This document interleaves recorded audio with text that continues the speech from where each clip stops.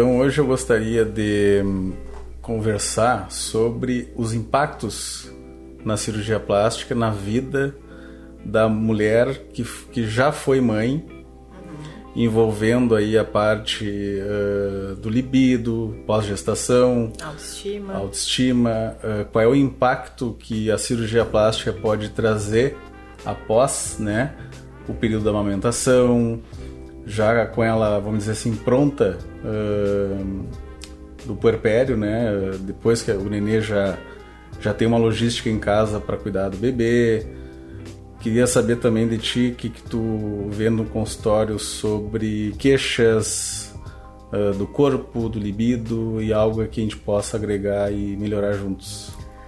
E eu acho que é interessante a gente falar daquele caso que tu postou, da paciente que tem 30 anos, se eu não me engano, e que estava insatisfeita, né, com o corpo pós-gestação, e aí fez a cirurgia plástica e ficou super bem, o resultado ficou lindo.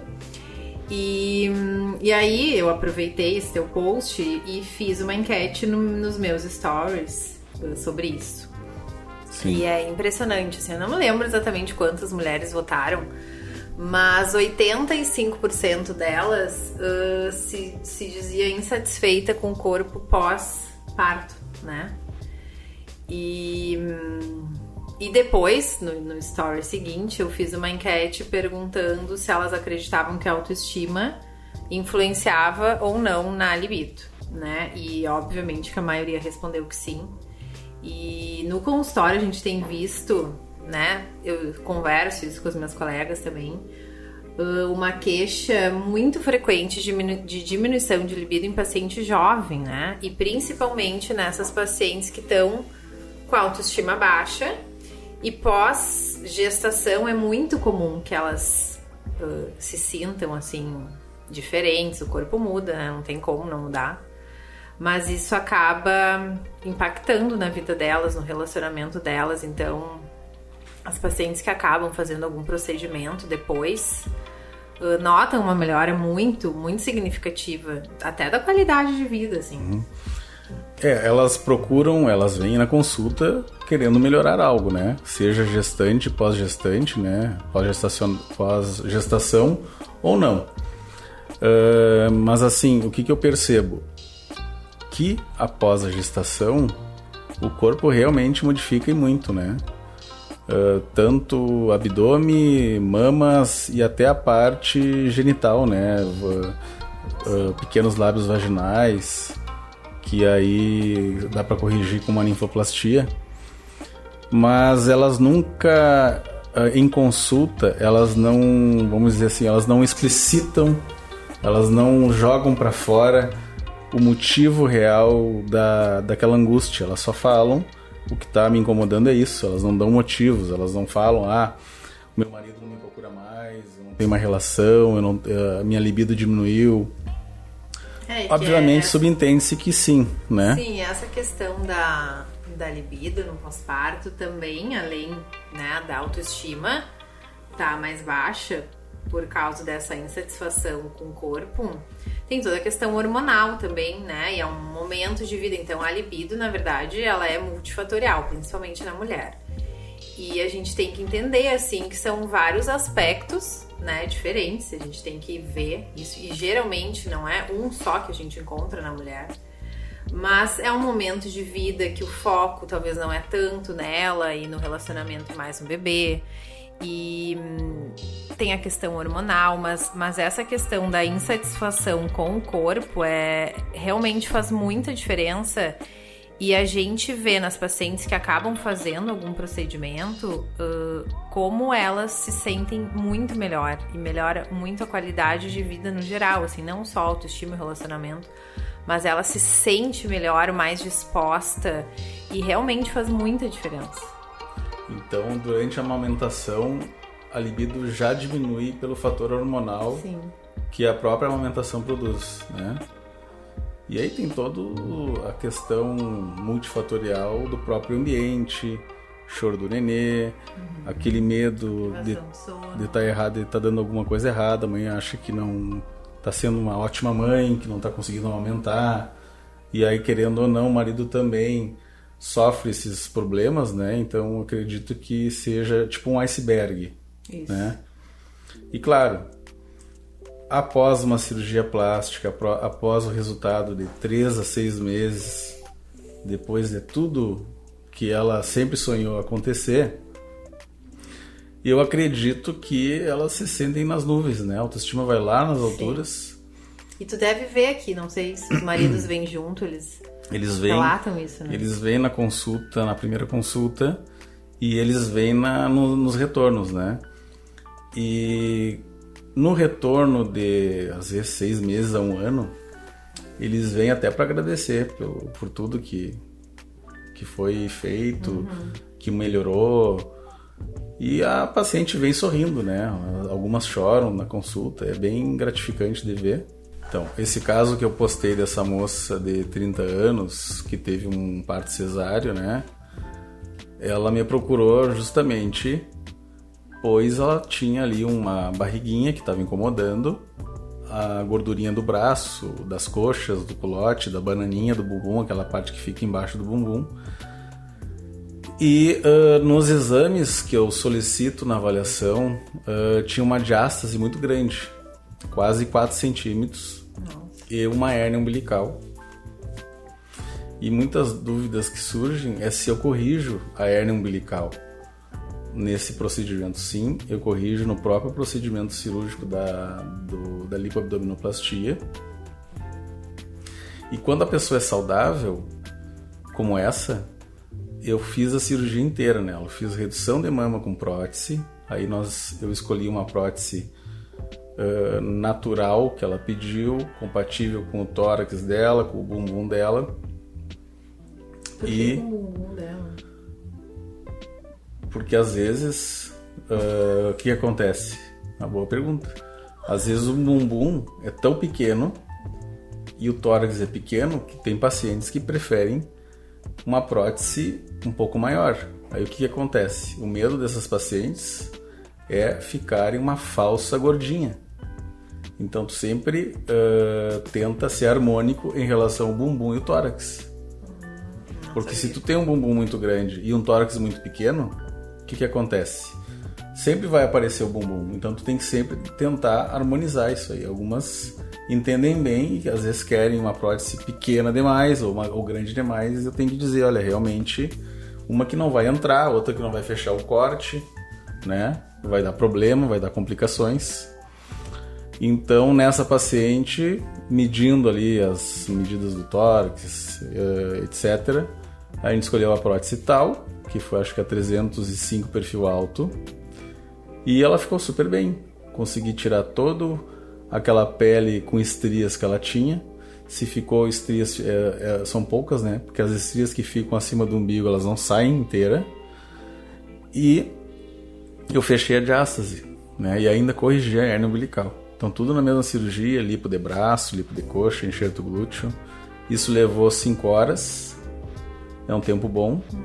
Anestesia geral com peridural, né, que é aquela agulhinha nas costas. A diferença é que essa não paralisa as pernas, como a RAC, anestesia na cesárea, né? E ela foi embora no mesmo dia. Eu acabei a cirurgia, acho que era 1 da tarde, ela foi embora ali por volta de 8 da noite. Sim. Coisa boa, voltar para casa. Mas eu acho que esse é o procedimento que a maioria quer fazer, né? É o procedimento pós-parto, assim, porque geralmente pós-amamentação a mama acaba caindo, né? Ficando flácida. Sim. E aí, enfim, tem que tirar o excesso de pele e a prótese é para dar um molde. Assim, e é importante dizer o seguinte, a paciente, ela sempre se olha no espelho e não está satisfeita com o que está vendo. E aí o que ela procura? Ela procura nutricionista, procura fazer atividade física. Só que ela percebe que, por mais que ela está perdendo peso, as medidas não estão condizendo com a realidade, ela não consegue perder medidas, né? Porque ela tem uma estrutura corporal que não favorece. Isso muitas vezes é hereditário. Então o que eu digo? Venha na consulta, conversamos, avaliamos o que é melhor para ser feito, e o próprio atalho, que é a cirurgia, serve de estímulo para ela se cuidar melhor após a cirurgia. E é o que acontece. 99% das vezes, elas engatam ali uma autoestima e aí sim, continuam na academia, continuam com o nutricionista, fazendo a dieta e tudo fica ótimo. Ao longo do tempo, ela vai vendo que por que voltar ao que era, né? Então elas se cuidam melhor. E pós-gestação elas acabam, a maioria eu vejo no consultório, que acaba reclamando muito da mama, que fica muito flácida após a amamentação, né? E aí o abdômen, né? É o que mais pega também. E às vezes até as que não ganharam muito peso e que voltaram pro peso acabam tendo um excesso de pele, que eu acho inclusive que é o meu caso, né? Sim. Eu não tenho, assim, um excesso de gordura, mas mais excesso de pele, que é uma coisa que me incomoda e que talvez a gente vai ter que arrumar, né? Aí é corte e costura, trocar tua prótese, deixar mais esticadinha. Mas falando sobre um outro detalhe, que também é uma queixa não tão frequente, eu acho até por serem um pouco mais inibidas na questão de expor as queixas, mas nas que vêm se queixando mais sobre as partes íntimas, né? É a hipertrofia dos pequenos lábios vaginais, que é bem simples de corrigir, com anestesia, sedação em local, ou na própria anestesia geral, quando vai fazer o combo, né? Redução de mama, abdômen. Eu pergunto, o que mais está te incomodando? Tem alguma coisa que está atrapalhando na relação? Dor, teus pequenos lábios vaginais? Às vezes elas nem sabem o que é pequenos lábios vaginais. Então aí elas falam, sim, eu tenho uma pele excedente aqui que está me incomodando, atrapalha na academia, atrapalha na relação sexual. Dor, né? Exatamente. Quando usa calça jeans. Aí é simples, corta ali, em menos de 15 minutos está pronto. Eu só oriento a não ter relação ali entre 30 a 45 dias após, devido aos pontos. Esses pontos são absorvíveis, não precisa ficar retirando, ele cai sozinho e resolve o problema. Então tudo isso se procura, é fácil de realizar, tudo junto num procedimento grande. Eu acho importante falar um pouco sobre a ninfoplastia, que é essa redução, que na verdade não existe um padrão de vulva, né? Não existe algo assim que seja o normal. Mas tem algumas pacientes que realmente se sentem incomodadas e que realmente isso causa dor e causa desconforto. E é uma cirurgia teoricamente simples de ser feita e que tem resultados muito bons, né? As pacientes acabam... Porque tem paciente... Acho que tu talvez não veja tanto aqui, né? Mas no consultório tem paciente que se sente tão inibida com isso que acaba não conseguindo manter um relacionamento, ter um relacionamento com outras pessoas, porque ela sente vergonha disso, né? E de conhecer pessoas novas por causa disso. Isso acaba atrapalhando a vida sexual e a qualidade de vida dela. E elas acabam também tendo vergonha de falar pra gente. Acho que pro cirurgião plástico, mais vergonha ainda. Então, às vezes, é uma coisa que a gente tem que abordar. Tem que ter um pouco de cuidado, porque às vezes eu tô vendo que tá um pouco grande, mas se ela não se incomoda, eu não vou tocar no assunto. Mas tem realmente pacientes que se incomodam de fato assim, com isso e acabam achando, isso é bobagem, mas não é. E é importante falar que não altera a sensibilidade do clitóris. Isso ali não é mexido. O que se faz é justamente direcionado aos pequenos lábios vaginais. Então a parte de sensibilidade, inervação, tudo vai continuar do mesmo jeito, preservado, né? Não é tocado, a cirurgia não é relacionada ao clitóris, e sim aos pequenos lábios vaginais. E isso também pode acontecer pós-gestação, de ficar mais flácido, né? E é uma queixa que também incomoda, né, os pacientes pós-parto. Exatamente. Uma época importante para realizar essa cirurgia começa agora, na época que está esfriando. Mas não só porque está esfriando. Claro, o frio ele é mais confortável de tu usar o body pós-cirúrgico, né? Aquele macacãozinho, sutiã. Tu tá mais em casa, aconchegado ali no calor. Mas é porque o resultado final vai estar lá pro verão. E lá no verão a paciente vai querer se mostrar no biquíni, na praia, esbanjar a autoestima ali para as amigas e para as inimigas. Então é o momento de vir à consulta, planejar a tua cirurgia, já pedir exame, já sai daqui com tudo pronto, com a data da cirurgia agendada. E lá para outubro, novembro, tá pronta para começar a ir pro sol, porque eu sempre oriento de 60 dias no mínimo sem pegar sol, né? O sol ele é um agravante na cicatrização, tanto interna, que é o que a gente não está vendo, que é a parte lá dentro do corpo após a cirurgia, né? Causa fibrose, e a cicatriz em si fora, que pode ficar vermelha e mais grossa, né? Então é o momento de vir à consulta, planejar a cirurgia e esculpir a autoestima para estar pronta para o verão. Um detalhe importante é que a paciente que fez ninfoplastia hoje, tá? E daqui a alguns anos resolve engravidar, a via do parto vai alterar devido a uma ninfoplastia? Não. Permanece tudo igual. Não terá problemas por ter feito a ninfoplastia, né? E a ninfoplastia não tem risco, a cirurgia é tranquila. Obviamente, você sendo saudável vai passar por uma anestesia local com sedação, né? Vai ter a parte do anestésico, não tendo alergia a medicamento, exames ok, eletrocardiograma ok, não tem por que ter medo, é uma cirurgia tranquila. Vai dormir, quando acordar vai estar pronta, né? E outra coisa importante... outra coisa, paciente que teve cesárea, elas têm dúvida se elas fizerem abdominoplastia, tu faz ali no local da cicatriz da cesárea? Então ela vai ficar com uma cicatriz só que maior. Exatamente. Então o que acontece? É importante estar conversando com o obstetra que toda vez que for fazer um corte de cesárea, não faça ele tão baixo. Pois quanto mais baixo for o corte da cesárea, eu não consigo retirar esse corte da cesárea. Então é bom que faça um corte mais ou menos 10 centímetros acima do introito, vamos dizer, do sulco intervaginal, né? Que isso aí é um detalhe médico que eu tô falando contigo. Então, quando eu for operar uma paciente que está reclamando de um excesso de pele, aquela cicatriz de cesárea que às vezes está torta, devido ao que já conversamos no outro podcast, né? Eu consigo retirar essa cicatriz. Eu faço uma nova cicatriz do abdômen e a cicatriz da cesárea ela cai fora.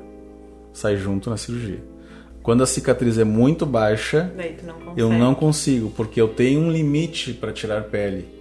Eu não posso passar esse limite, porque se eu passo, eu não consigo fechar a pele e o abdômen da paciente. E aí teremos complicações.